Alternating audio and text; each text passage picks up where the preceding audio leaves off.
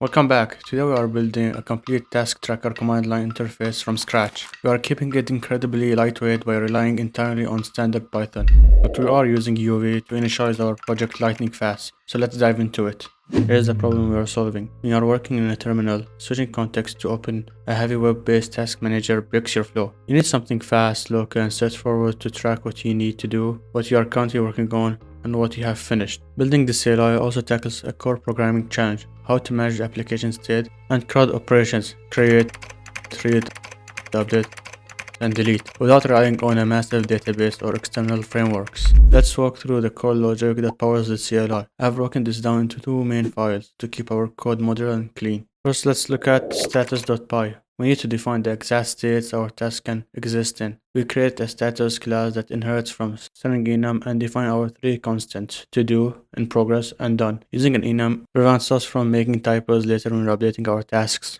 Next, we move to the heart of the application, task.py. Our task class is initialized with 5 key properties: an ID, a description, a status, a created at timestamp, and an updated at timestamp. To handle our logic, we are using class methods. Let's look at adding a task. The add task method calculates a new ID based on the length of our current list, adds one to it, and appends a new task object to our list with a default status of status to do. The task relies on a private helper method I wrote called findTaskById, which simply iterates through our list to return the matching task.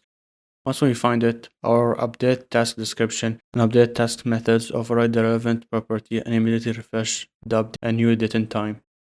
For deletion, the delete task by ID method uses a clean Python list comprehension. It returns a brand new list containing only the task where the ID doesn't match the one that we want to delete. Finally, we have our print task method. This method uses Python's match statement to check the requested status and leverages another helper method called findTaskByStatus to filter the tasks. If no specific status is requested, it prints everything. And there you have it, the complete data model and logic for terminal-based task tracker. Next time, we'll hook this up with a file system. So make sure to like, subscribe, and comment down below if you enjoyed this video. See you in the next one. Peace.